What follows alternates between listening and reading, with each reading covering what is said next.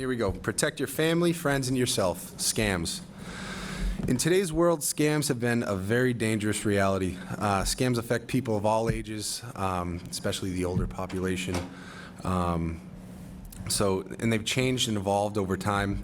The goal is to separate you from your money or your valuables.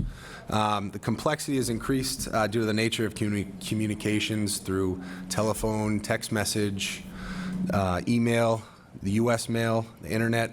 The most damaging scams are the ones that attack the love that you have for the ones you care about.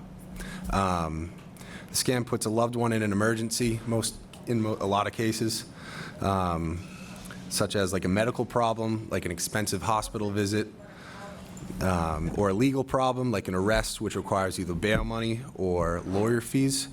Every day, these scams, they're advancing to appear to be different from older ones. The other problem with new technology is that scammers can contact millions of people with ease. Junk email, robotic phone calls, deceptive internet sites, just a few of the methods that they use, to name a few. So the best way to protect yourself is to understand that legitimate companies, they don't ask you to buy gift cards to make payments or send cash through the mail. We've seen a bunch of times at the station, we take reports where people just throw a wad of cash in a box and send it off to UPS. So but they actually believe that they're sending it to their grandchild or to a loved one. So they give bank account numbers to unknown people. They hand cash to unknown persons who come to your house and solicit. Most importantly, never give your personal information, like your social security number, your full name, date of birth, or mother's maiden name, to any strangers. If you follow the simple guidelines, it's common sense stuff, but it's sometimes you feel silly because it's like, I can't believe that just happened. You'll definitely reduce your chances of being a victim. So the number one defense to spread this information to your family and friends, word of mouth, we found goes a long way. So don't hesitate to call or otherwise speak to someone you know and trust to assist you in recognizing a possible scam if you have a question on something. It's always better to be safe than sorry here. Someone calls you, and they don't want you to hang up from a phone call. Please hang up. That's someone to try to keep you on the line to try to take money. If it's a reputable company, you can always call back. So whenever you don't feel comfortable speaking to someone on the phone, you can always hang up the phone. That's the most important thing. And to call back if it's a reputable company, they will allow you to hang up the phone and call back if you have questions. So the best ways to stop this is obviously open dialogue for anyone that can assist you in spotting a scam. Family, friends, neighbors, the senior center staff, police. Whenever you have a question, just ask and we can help you. If it's too good to be true, it probably is. So caution should always be used. So we're going to go through all the different types of scams that people tend to use. The first one is the grandparent scam. That's what I was kind of getting to earlier. The grandparent scam is so simple and so devious because it uses one of the older adults' most reliable assets, their hearts. Scammers will place a call to an older person when the mark picks up, and they will say something along the lines of, "Hi, Grandma, do you know who this is?"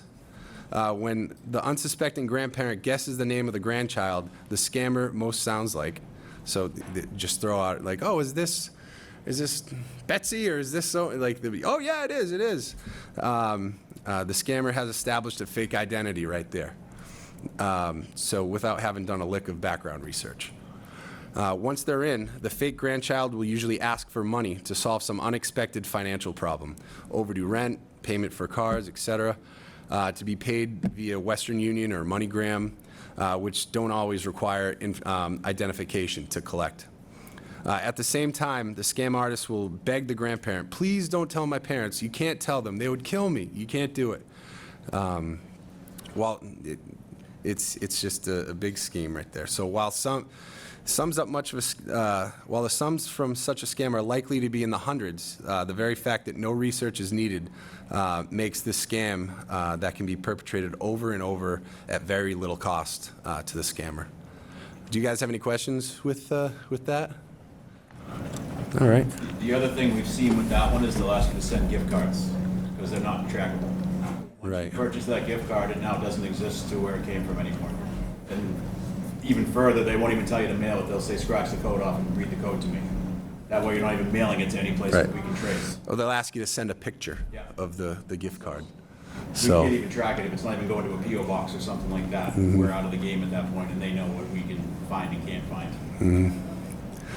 So they'll put on that fake, like, this, grandma, grandpa, like, you gotta help me, but you can't tell my parents. Like, it happens more than you would think. I took a report.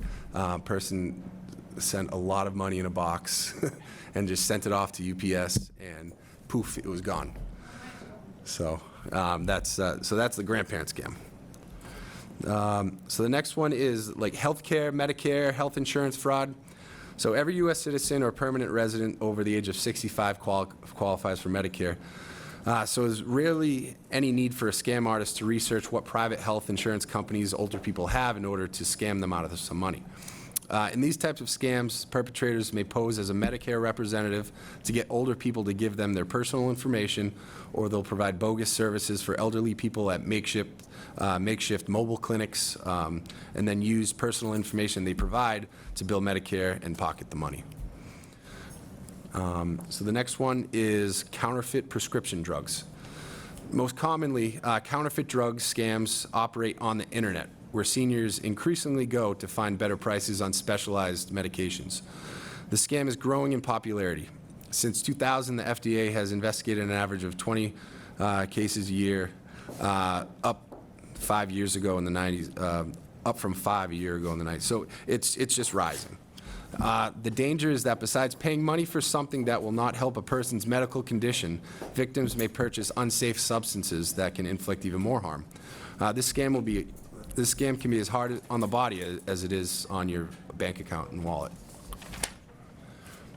So let's see, the next one here is funeral and cemetery scams. The FBI warns about two types of funeral and cemetery fraud perpetrated on seniors.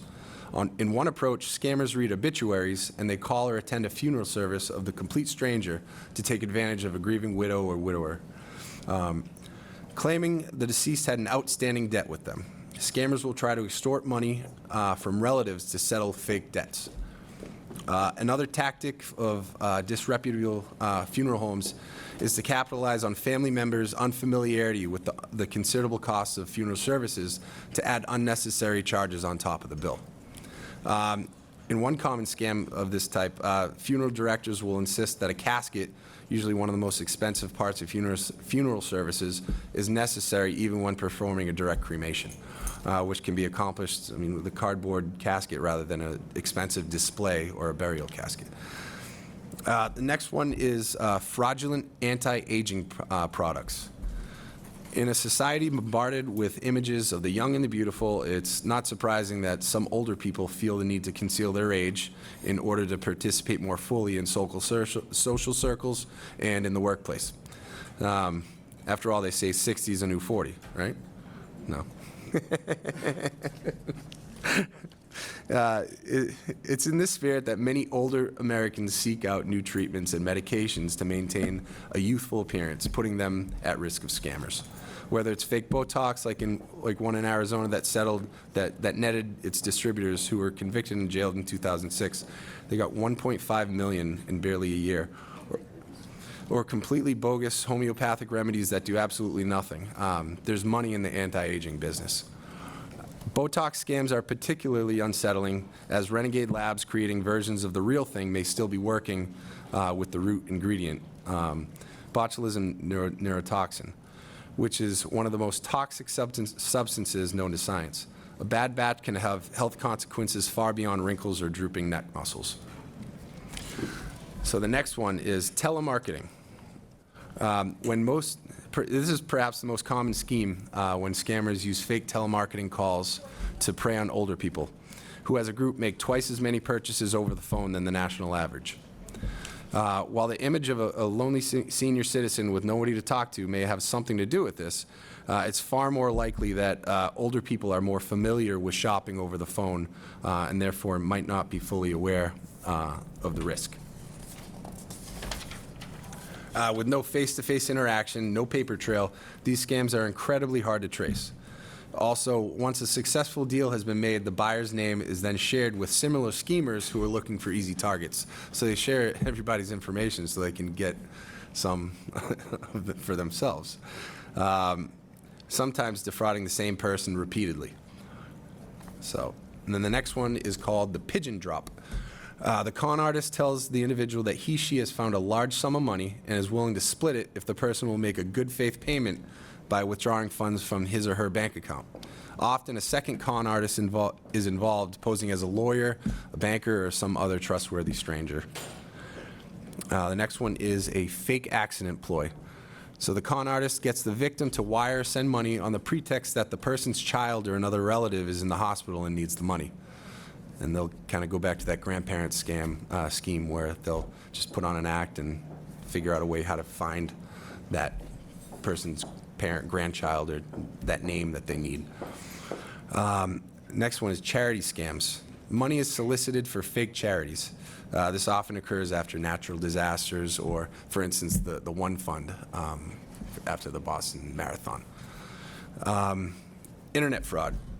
While using the internet is a great skill at any age, the slower speed of adoption among some older people makes them easier targets for automated internet scams that are ubiquitous on the web and email programs. Pop-up browser windows simulating virus scanning software will fool victims into either downloading a fake antivirus program at a substantial cost or an actual virus that'll open up whatever information is on the user's computer for scammers. So you'll get like the pop-ups that'll say, oh, we need to clean your computer. We need to get rid of there's a virus detected. And when really that's the virus itself that you click on. That one, we also saw one a couple of years ago that it said that was their bank. Like, this is Bank of America. Click here, we have information on your account that seems fraudulent. They can just create these things, which if you have Bank of America, you're going to think, yeah, but something must be wrong with my account. It could happen to anybody at any age. We saw that one for a little while too, Right. which is scary. All right. Yeah, so their unfamiliarity with the less visible aspects of browsing the web, firewalls and built-in virus protections, for example, they make seniors especially susceptible to such traps. Email phishing. Senior receives an email that appears to be from a legitimate company or institution asking them to update or verify their personal information. Just tricks them. A senior receives emails that appear to be from the IRS about a tax refund. So they'll pose as one of those, and so it gets tricky. And people feel silly too because it seems legitimate, but everything looks official, but it's not. So you better double check. So investment schemes. Many seniors find themselves planning for retirement and managing their savings once they finish working. A number of investment schemes have been targeted at seniors looking at to safeguard their cash for later years. From pyramid schemes like Bernie Madoff's, which counted a number of senior citizens among its victims, to fables of a Nigerian prince looking for a partner to claim inheritance money, to complex financial products that many economists don't even understand, just confuse you. Investment schemes have long been successful way to take advantage of older people. Next one would be homeowner reverse mortgage scams. Scammers like to take advantage of the fact that many people above a certain age own their homes, a valuable asset that increases the potential dollar of a certain scam. A particularly elaborate property tax scam in San Diego saw fraudsters sending personalized letters to different properties, apparently on behalf of the county's assessor's office of the town or city. The letter made it look official, but displaying only public information would identify. The letter made to look official, but displaying only public information would identify the property's assessed value and offer the homeowner, for a fee of course, to arrange for a reassessment of the property's value and therefore the tax burden associated with it.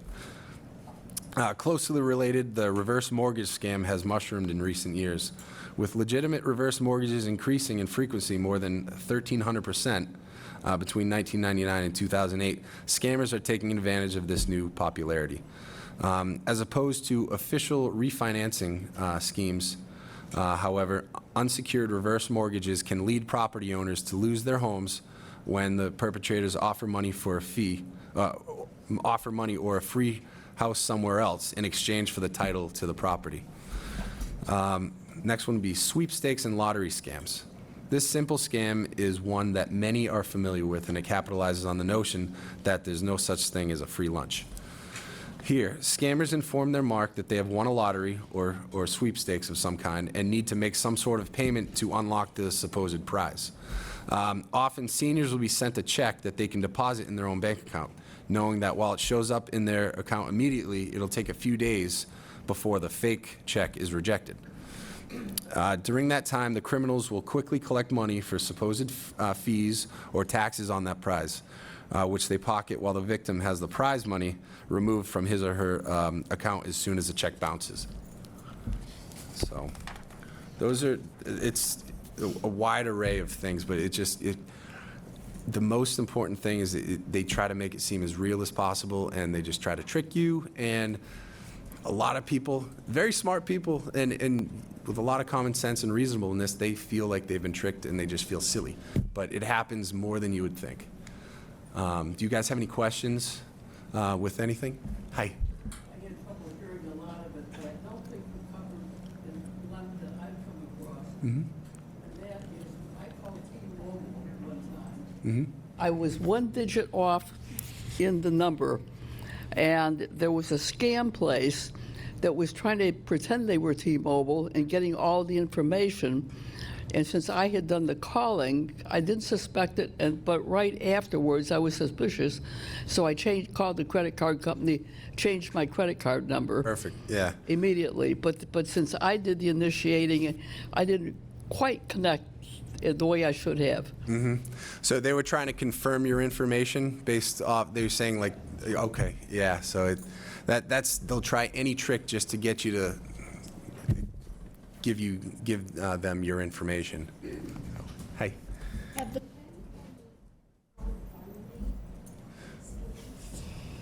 Yeah, I mean, They're out there, yeah. We haven't seen. we haven't taken anything. That really don't need the money. Right, well, people will fake. They definitely exist. Yeah. We haven't taken any reports on it, but for sure, people create GoFundMes because they're very loosely monitored, very loosely tracked, all that stuff. And another one that wasn't really on there, which we saw recently, was somebody called around residents of the town using our names, police officers that you know, saying, we're from the Swampscott Police Department, this is Officer so-and-so, where you guys all know a lot of us, you recognize a name that you've heard, so you don't question it. And we saw that one within the last couple of months that came around.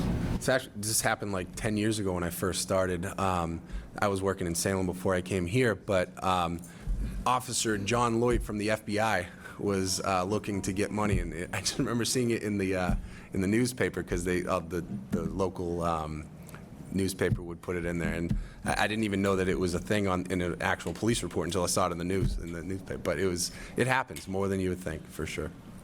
Go over the Bank of America and what happened. So are they trying? What's that? Oh, the pop-up thing? So yeah, I know I had seen it. I took a report a couple of years ago on that. I can use this if that helps. Not better?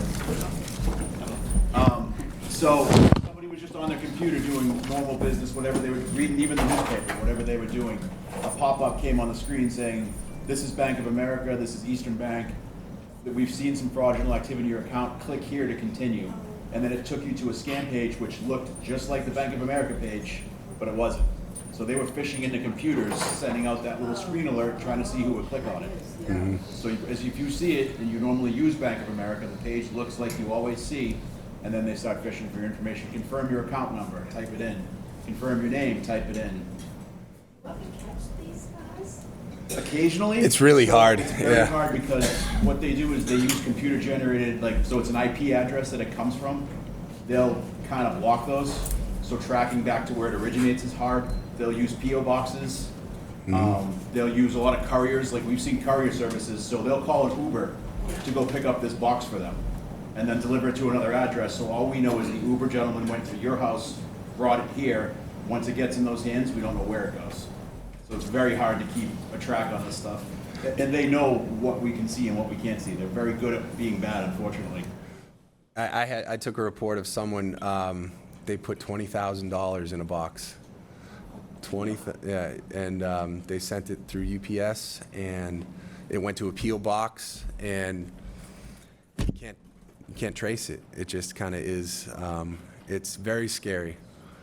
And the person had all her wits about her, and she felt silly, but it was the grandparent scheme. It was like, you got to help bail me out. I need my lawyer fees. It was something crazy, like, please don't tell mommy, or like it happens. It definitely happens for sure.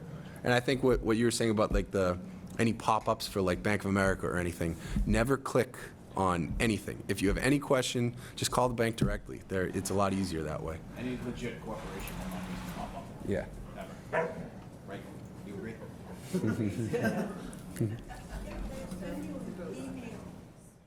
it safe to click on the email to go to the website? If you're familiar with it being, Right. I think if you have any question whatsoever, I think the most important thing is don't click on it and just call directly. Yeah, I would always say if you see an email from your bank, you can always call, go to your bank, ask them if it's legitimate. I would always err on the side of, most banks don't use emails. Unless you deposit something, they'll send you a notice of like deposit.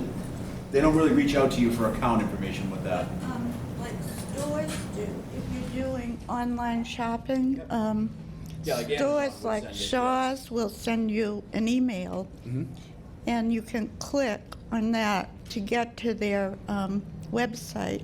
Is that safe to do, or should you go directly to the? See, and that's what's tricky about it. If you've used this site and you're familiar with the steps that it goes, I would say it's okay. But if it's something completely different that you've never dealt with, and if it's a new business that you're working with, I would just double check first before anything. Yeah, because The Shaw's use like a login, like you create an account when you first start using that.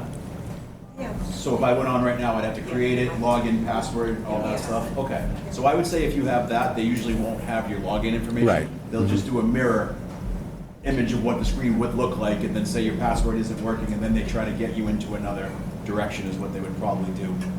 So I think you're safe as long as it's something you've used, you've created, Yeah. you always use it. I think you're good there. another thing that actually just came to mind, I took a report on, was a person had remotely accessed their computer. So, but this person gave access to this person to remotely access their computer because they were trying to assist them with something like a virus, or, oh, if you have a virus, let me help you. I can do this for you. And it just opens up your whole computer with all your information, everything. So they can do that as well. And these hackers are very good at what they do. Best Buy will do that. Remote Best Buy, access, yeah, right. To help Geek you. Squad stuff Yeah, like the that, Geek yeah. Squad, yeah. Yep, I've had someone, but if you feel comfortable with who you're dealing with and you know that it's, It's also, if you had reached out to Best Buy first, so you knew you had a problem, you called Best Buy, they set up an appointment for you, the appointment comes at the time you're expecting it Right. to be on your computer, then it at least flows the way you think it should, but out of nowhere, hey, you're having a problem with your computer, we can help. Then I would be Right. concerned about it. yeah. She wants some love over there.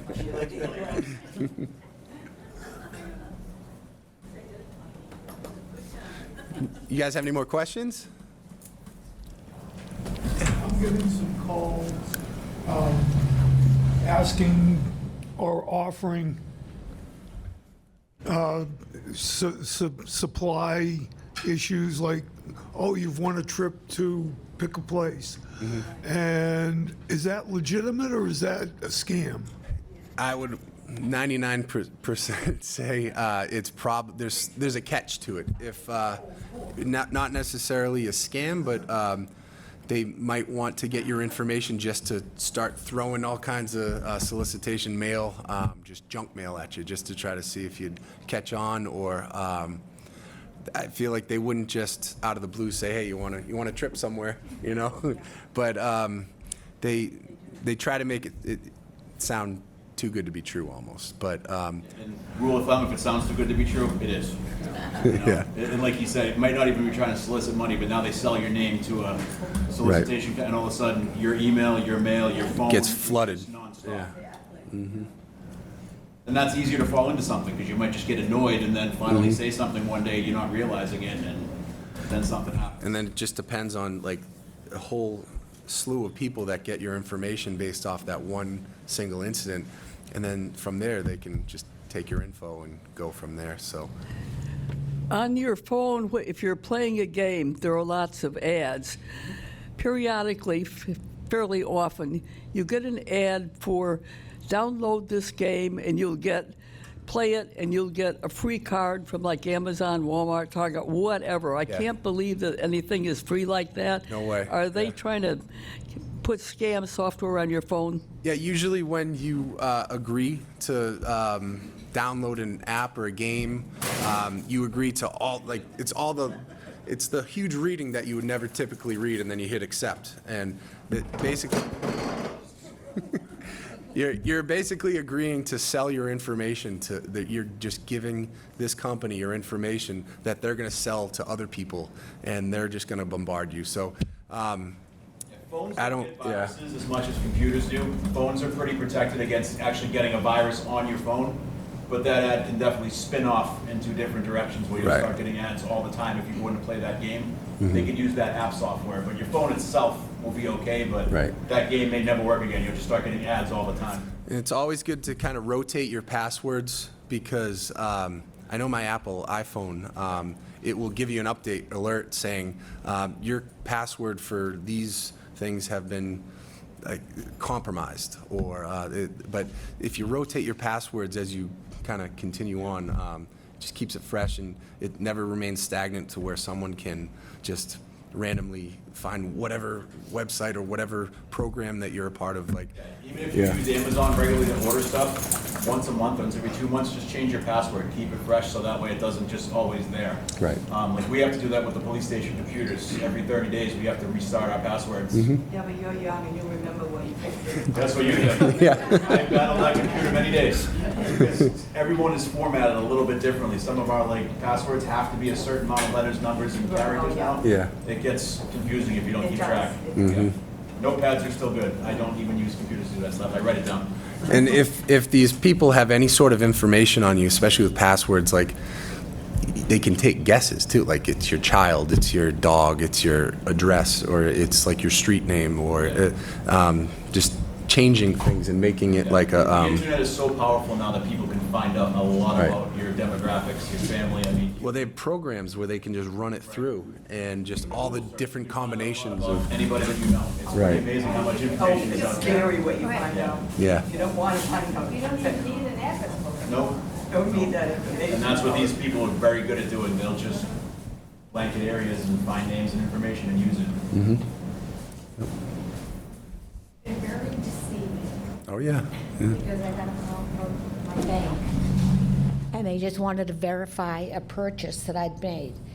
And it was like a computer and all the other accoutrements that go with it, and it was well over $1,000. And it's like, no, I didn't purchase that. So you're thinking, okay, this is a bank, just calling, just verifying, what a nice service Right, you're yeah. offering. And then they wanted information to delete all these purchases. And I'm going, you know what, I'm right around the corner from my bank. And I think I'll just go and do it in person. I can save you time if you do this now, it's immediate. That's when it's okay to hang up the phone, right there. You don't need to even waste your time. You don't need to be courteous. I mean, just say, excuse me, and or anything. Or you can just mess with them back. What's so frustrating Yeah. is Right. It's also good for your bank accounts to have spend limits. So have it flagged at 300, whatever you normally would never spend over, that they'll alert if something's trying to get purchased over that amount. Like I even do that. I don't allow my debit card more than $500 in a day. It just gives you some extra safety. The banks will all do that. You can set your limits on that stuff. So you can actually set it up on your phone where your credit card or debit card, every single purchase that goes right instantaneously, it gets an alert straight to your phone. So it could say you went to the store and you bought a drink, but it'll say 207 charged on your Capital One card or something. So every single purchase can go straight.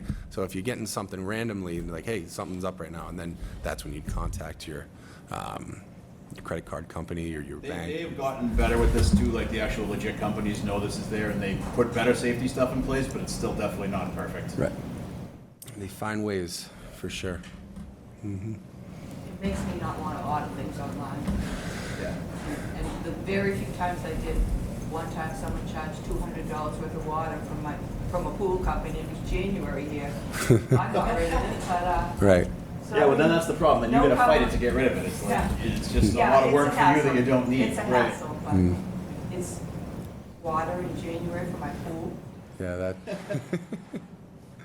Well, it's the random websites where you got to kind of watch out for it. Like if. Those three little numbers on the back, though, in order to do that, I don't understand that. Yeah.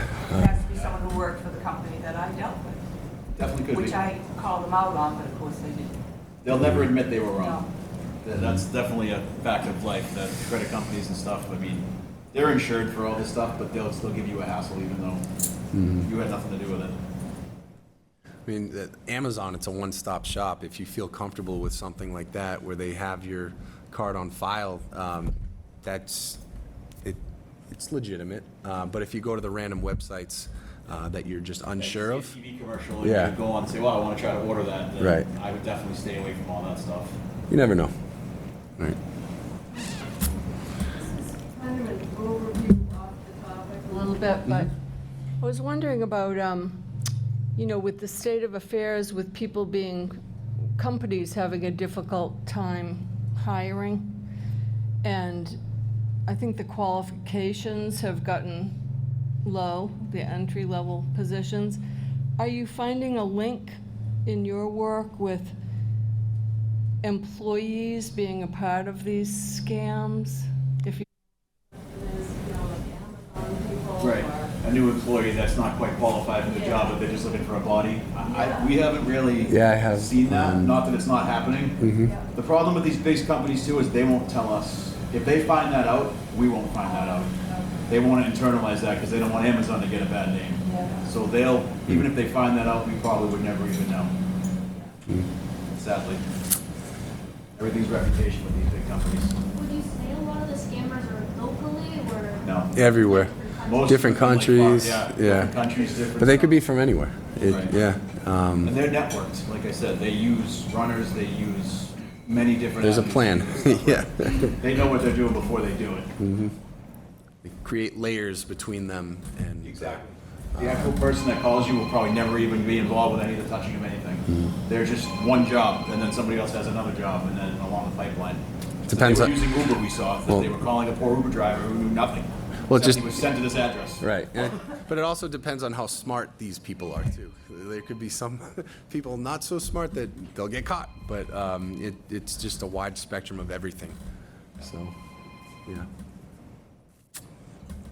Questions? Yeah. What's the penalty for people who get caught? I mean, that's for the courts to kind of ultimately Depends decide, on the depending amounts, on, too. yeah, depending on what we charge them with. Yeah. The charge is different over amount of money, below an amount, right. It all ramps up depending on how. Yeah, it varies, and it could just depend on If it's a what bank, charge it's into a we federal have. thing, so then the FDIC I gets have one involved. fella that calls me maybe every 6 months. Oh, hi, I didn't think you'd be home today, how are you? Gee, I'm calling today for the fire department. Next time he'll be calling for the veterans. Next time he's calling for the police department. And I said, will you get a life, will you please, do something else? If it's your cell phone, you can block that number. Well, I have been blocked a couple of times and I still get. So they can computer generate phone numbers now too. Like, they don't even have to have a phone. Oh, okay, your landline. Yeah. Like, people will get sometimes frustrated, say, why don't we just call them back and catch them?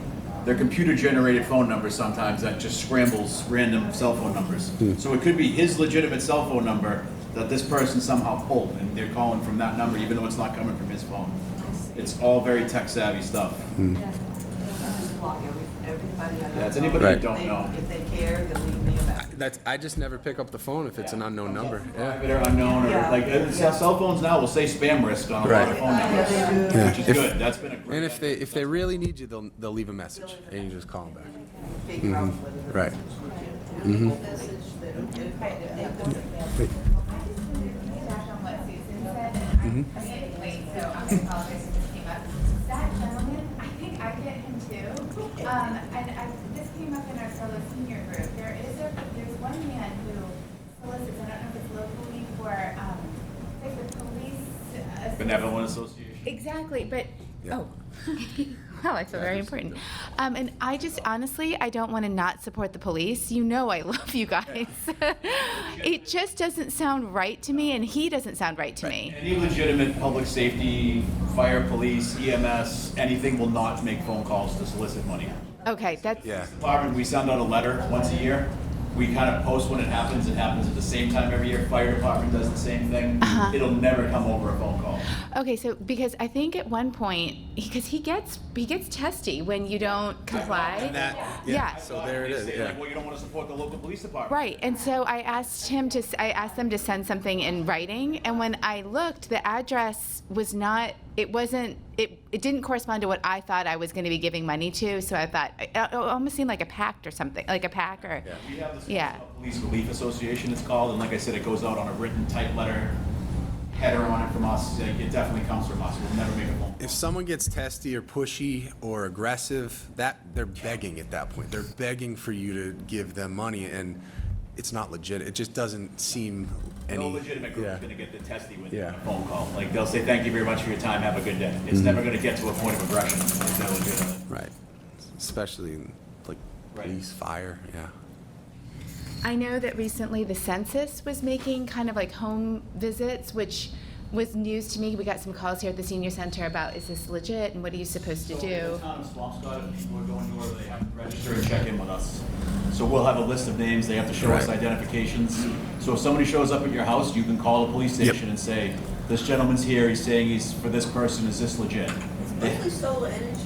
Yeah, that's a lot of big, so if Was there a there's different roofing levels- company, like an Irish A roofing company? Yeah, there's paving driveways, don't ever go for that stuff. Right. That's what it's a paving. It's like gypsy pavers that they were all They just over the North rotate Shore. everywhere, They dig and up your driveway and do like the worst asphalt they can plug back in, and 6 months later, your driveway's collapsed. well, they'll take the initial installment on something, and then they'll be like, all right, we'll be back on this day, and they just won't show up, and they'll take your first payment of 3, or If somebody shows up at your door, you can always call the police station if you think it's not legitimate. They have to check in with us. That's recently, last couple of years. right. And odds are they're not registered with us because we've Like seen it. magazine sales we saw, and then we didn't know who those people were, and they were coming from down south. And a couple of them, when we started checking into them, weren't good people. So And- that's when this all really began. We realized we had a Right. problem. And you could also think in this sense. They haven't been around since we made them register. They've kind of faded away. So these people who can go door to door with this, like they could also be casing houses, Right. and they could be checking out the area just by casually. They come to your house twice in a week at 2 o'clock in the afternoon and realize, wow, nobody's home. Right. That's definitely what they think too. Online, on Facebook, when they ask questions about your mom, and when you graduated from high school and all that, don't answer No. those Right. questions. I know you Don't give want out any more. personal information. Any. Yep. No Don't personal. answer them because they're building a profile up. Yep. And once they get the information, then they can. And some of these people can use different profiles, like they'll ask you a question that's for this, but it's the Yeah. same person doing it for this. Yeah. If you answer 2 questions on this, 2 questions on this, now all of a sudden, Right. they have a full spreadsheet. And then they've scammed you, Yeah. Yeah. or It's. whatever it is, using your name, something else. We'll try.